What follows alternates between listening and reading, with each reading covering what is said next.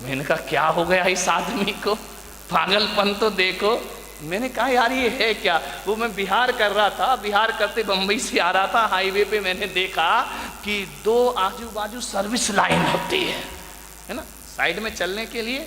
इधर service line, इधर service, 4 अंगुल की ये सर्विस लाइन, 4 अंगुल की ये सर्विस लाइन, बीच में फ्लाईओवर। वाह आदमी पूरा ट्रैफिक जाम कर रखा है बालों का, है ना। जब पुरानी बातें याद आए तो मेरा एक ही सूत्र याद रखना, जो भी आ रहा है जाने दो, निकल जाने दो। जो भी जा रहा है जाने दीजिए, उसे पकड़ के मत बैठिए। आदमी भूतकाल पकड़ के बैठा रहता है, तूने मुझे गाली दी। अब एक बात बताओ, उसने तुझे गाली दी तो एक बात बताइए, फिर तूने ली काहे को मेरे भाई है? वो गाली देने को स्वतंत्र है, तो हम भी गाली लेने नहीं लेने के लिए उतने ही स्वतंत्र हैं। लेकिन किसी ने गाली दी, तुम फट से ले लेते हो, ऐसे लेते हो, ऐसे लेते हो, जैसे सचिन का कैच लेने के लिए दौड़ लगा दी हो तुमने। बेचारा सामने वाला गाली दे रहा है, आप क्यों ले रहे हैं गालियां? पहले जमाने में आपको मालूम है, अपने संवाद को भेजने के लिए लोग चिट्ठियां लिखा करते थे। चिट्ठी लिखते थे और क्या करते थे मालूम है? उस चिट्ठी में टिकट नहीं लगाते थे। बैरंग चिट्ठी, बैरंग लेटर क्यों डालते थे? कि जल्दी पहुंच जाएगा। ध्यान रखिए, बाहर देश का स्टैंडर्ड जल्दी पहुंचाने के लिए बेईमानियां शुरू हो गई। आप बताइए, जिस लेटर में चिट्ठी ना हो उस लेटर को बैरंग लेटर बोला जाता है, बैरंग चिट्ठी बोली जाती है। और वह चिट्ठी यदि सामने वाले के पास जाए और जब वो चिट्ठी लेगा तो क्या करना पड़ेगा उसको? बोलो, पैसे देना पड़ेंगे ना। कितने देना पड़ेंगे? डबल देना पड़ेंगे, क्योंकि टिकट नहीं लगी है, वहां का भी चार्ज लगेगा, यहां का भी चार्ज लगेगा। एक बात बताइए बारामती वालों, यदि बैरंग चिट्ठी तुम्हारे घर में आई है आपको डबल पैसा देना पड़ेगा। और यदि आप चिट्ठी नहीं छुड़ाते हैं तो चिट्ठी लौट के कहां जाएगी? बोलो, चिट्ठी नहीं लिखी कभी? पैदा होते ही मोबाइल ले लिया क्या हाथ में?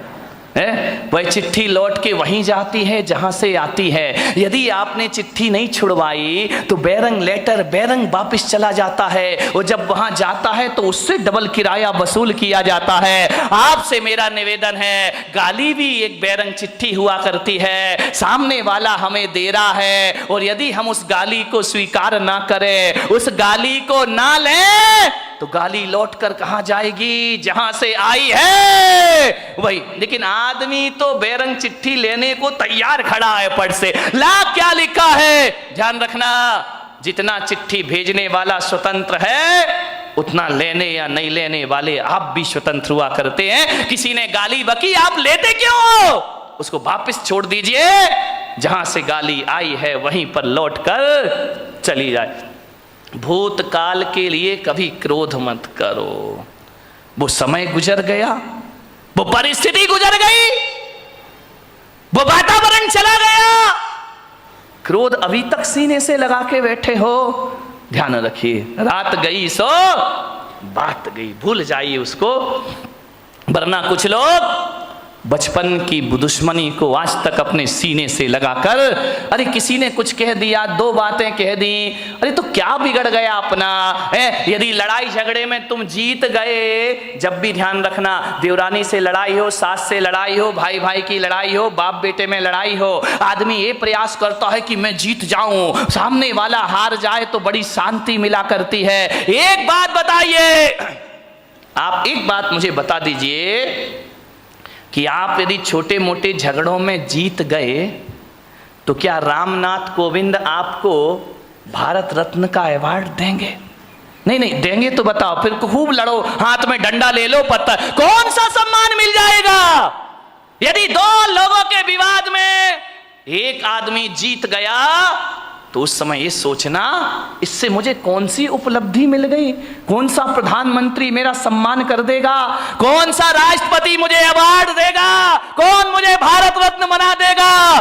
आप बताइए, आप जीत भी गए भाई से झगड़ के, देवरानी से यदि जिठानी जीत भी गई तो कौन सा उसे वर्ल्ड कप इनाम में मिल रहा है, विचार करिए। आप इतना दिमाग लगा लीजिए, लड़ने की क्या जरूरत, झगड़ने की क्या जरूरत है। और इस लड़ाई में जीत भी गए तो कौन सा हमारा नाम हो जाएगा, कौन सी मालाएं हम पर डलेंगी। अरे इतना ही जीतने का शौक है ना, तो जाओ सीमा पर पाकिस्तान को जीत कर आओ, भारत तुम्हें सम्मान की निगाहों से देखेगा, हिंदुस्तान में तुम्हारा सम्मान बढ़ेगा। और मैं आपसे निवेदन कर रहा हूं, पाकिस्तान को जीतो या ना जीतो, महावीर की तरह खुद को जीत लो, दुनिया तुम्हें भगवान मानना प्रारंभ कर देगी, दुनिया तुम्हें पूजा करना प्रारंभ। जीतना है तो अपने आप से जीतो, लड़ना है, झगड़ा करना है तो अपनी गलत प्रवृत्तियों से झगड़ा करो। ये दुनिया तुम्हें महापुरुषों की श्रेणी में ले जा करके बेटा, आदमी छोटी मोटी लड़ाइयों को बहुत बड़ी जीत समझता है। दो भाई लड़ गए, जीत गए तो अरे हम तो बहुत बड़े विश्व विजेता बन गए। इन जीतों में, छोटी जीतों से खुश मत हो। यदि क्रोध को जीतना है तो ध्यान रखिए मान्यवर, बात छोटी है, बात बहुत बड़ी है। समझो तो बड़ी है, ना समझो तो बात की कोई कीमत नहीं है। ध्यान रखिए, दिक्कत इसी बात की है कि हम लोग छोटी जीत को बहुत बड़ी जीत समझा करते हैं। क्या होगा, किसी से बहस करने में जीत गए, ये बहुत बड़ी जीत नहीं होती है। जीते हो किसी ने देश तो क्या, हमने तो दिलों को जीता है। ध्यान रखिए, दिलों को जीतने का प्रयास करिए। किसी से लड़के जीत गए तो बहुत बड़े विजेता या सम्राट नहीं कहला जाओगे। एक बात याद रखना, यदि कमठ जीत भी जाता तो दुनिया उन्हें पारसनाथ नहीं मानती। रावण जीत भी जाता तो राम की तरह उनके मंदिर नहीं बनाए जाते। ध्यान रखना, रावण हार गया, राम जीत गए। लेकिन एक बात ध्यान रखना, राम इसलिए महान नहीं है कि उन्होंने रावण को मारा है। राम इसलिए महान है कि पूरे दो साल तक रावण से युद्ध चला, लेकिन राम के चेहरे की मुस्कुराहट कभी खत्म नहीं हुआ करती है। इसलिए राम के दुनिया में मंदिर बनाए जाते हैं। ध्यान रखिए, थोड़ा सा समझने का प्रयास करिए। मान्यवर, कई लोग भविष्य के झगड़े करते हैं, कई का क्रोध फ्यूचर टेंस को लेकर होता है। मेरा क्या होगा, कल कह रहा था ना वो सेठ, मेरे बच्चों का क्या धत तेरे की सामान 100 बरस का पल की खबर। क्यों जोड़ रहा, क्यों इतना सब कुछ कर रहा, आने वाली पीढ़ी के लिए जोड़ करके जा रहा हूं, उनका भविष्य बना रहा हूं। अपना बच्चों का भविष्य बनाने में भाई का भविष्य बिगाड़ देते हो आप। विचार करिए, अपनी आने वाली पीढ़ियों के भविष्य के लिए वर्तमान पीढ़ियों को आप तबाह कर देते हो। ध्यान रखना है मान्यवर, भविष्य को लेकर क्रोध करते हैं। एक मुल्ला नसरुद्दीन था, वो बंबई जा रहा था, पूना से, यहां से तुम्हारी बारामती से बंबई जा रहा था। बेटा स्कूल से आया, जैसे ही स्कूल से बेटा आया उसने बैग रखा, मुल्ला ने तड़ा तड़ 10-20 चांटे जमा दिए उसके गाल में। पत्नी बोली, यार तुम्हारा दिमाग खराब हो गया है, बच्चा अभी स्कूल से आया है और तुमने इसको 10 चांटे लगा दिए। अरे मुल्ला ने कहा, तू चुप खड़ी रह, तू बीच में मत बोल। अरे तो बोले, तू मार काय को रिया है? बोले, मैं बंबई जा रहा हूं इसलिए इसकी पिटाई कर रहा हूं। अरे यार ये कोई बात है कि तुम बंबई जा रहे हो, बच्चे की पिटाई कर रहे हो? अरे बोले, मार लेने दे आज इसको जी भर के। अरे बोले, तू कैसा बाप है भाई, एक बाप बच्चे से दूर जाता है तो गले लगाता है, प्यार करता है, और तू इसकी पिटाई कर रहा। मुल्ला ने कहा, आज इसे जी भर के पीट लेने दे, मैं बंबई जा रहा हूं, महीने भर लौट के नहीं आऊंगा, आज इसे पिटाई करके जाऊंगा। अरे पत्नी ने कहा कि यार मार क्यों रहा है? बोले, तू नहीं समझेगी, मार इसलिए रहा हूं कि अब मैं महीना भर तो घर आऊंगा नहीं, परसों इसका रिजल्ट आने वाला है और मुझे मालूम है फेल होगा, और जब मैं यहां नहीं रहूंगा तो इसे मारेगा कौन? तेरे की आदमी, फिजूल की बातों के झगड़े हमारे घरों में हुआ करते हैं। जिठानी लड़ती है, पति समझाता है कि झगड़ा मत कर, तुम कुछ नहीं समझते हो, तुम्हें अपने बच्चों का भविष्य दिखाई नहीं दिया करता है, भविष्य को लेके झगड़े कर रहे हो। एक बात ध्यान रखिए, न भूत को स्मरण करो, न भविष्य की चिंता करो, वर्तमान में जियो और वर्धमान बन करके खड़े हो जाइए, आपके जीवन की समस्याओं का हल हो जाएगा। जो वर्तमान में जिएगा वो वर्धमान होगा, जो भूत में जिएगा भूत बन जाएगा। भविष्य हमारे हाथ में होता नहीं है, ध्यान रखिए। मान्यवर, किस बात के झगड़े होते हैं? छोटी छोटी बातों पे लड़ जाते हैं हम लोग।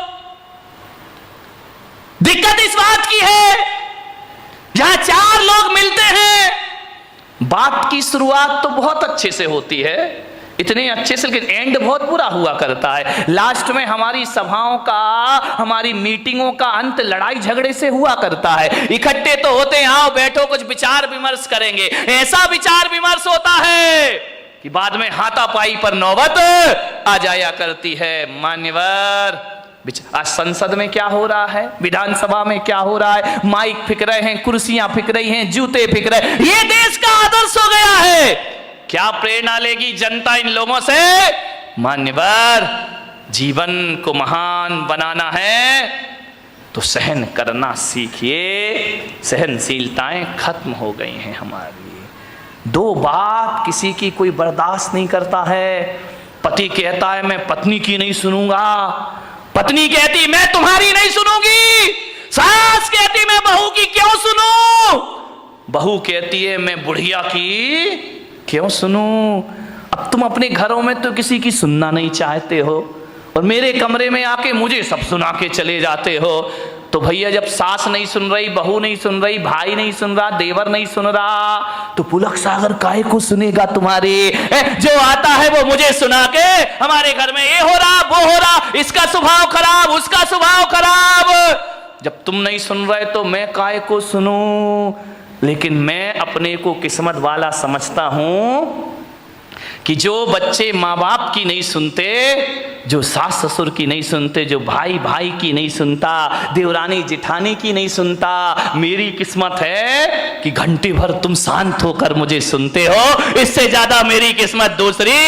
कितने शांत होकर सुन रहे, मैं कुछ भी बोल रहा हूं, तुम तो बड़े शांति से सुन रहे। एक बात बताऊं बारामती वालों, इतने शांति से यदि घर की बातें सुन लो, घर वालों की सुन लो, तो तुम्हारे घर में झगड़ा होने का कोई चांस पैदा है। लेकिन हम घर में तो सुनना ही नहीं चाहते हैं। सास शेर तो बहू, कौन बोला सवा शेर, खूब लड़ी मर्दानी वो तो झांसी वाली।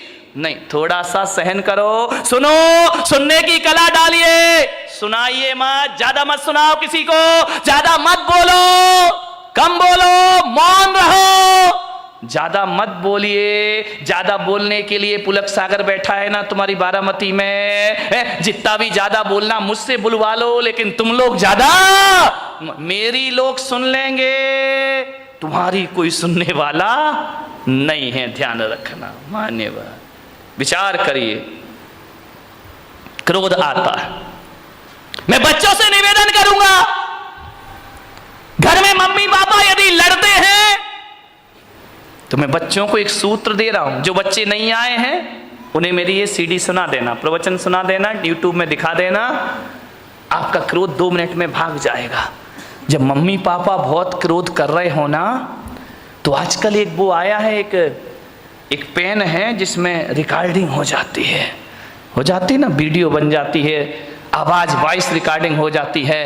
जब मम्मी पापा लड़े बेटा, तो पेन में रिकॉर्डिंग कर लिया करो, फिर देखना ये क्रोध में क्या क्या बकते हैं। और जब ये शांत हो जाए, और शांत होने के बाद भी नहीं, जब घर में कोई मेहमान आए तो उन्हें नमोकार मंत्र की धुन मत सुनाना, नमोकार मंत्र की झनकार नहीं, मम्मी पापा की टनकार सुनाना। उस समय पता लगेगा कि हम क्रोध में क्या क्या बोल गए। क्रोध में ध्यान रखना, क्रोध में आदमी बेहोश हो जाता है, उसे होश नहीं रहता कि मुझे क्या बोलना है। एक बार एक आदमी तो क्रोध में इतना बोला, गुस्से में इतना बोला, अपने बच्चे को बोला, अब एक गधे की औलाद। बच्चे ने कहा सही कह रहे हो बापू, ध्यान रखिए, बीच आदमी होश थोड़ी रहता, मैं गुस्से में बोल के आ रहा हूं, अब एक गधे की औलाद। अब विचार करिए, उसने कहा, गुस्से में एक पति ने पत्नी से कहा कि क्यों नहीं, जब तेरी शादी हुई थी तू पागल थी क्या, जो मेरे से शादी, पागल थी क्या जो शादी के समय तूने नहीं देखा मुझे, अब तुझे गुस्सा आ रहा है, पागल थी क्या? पत्नी ने कहा, पागल नहीं होती तो तुझसे शादी काहे को करती।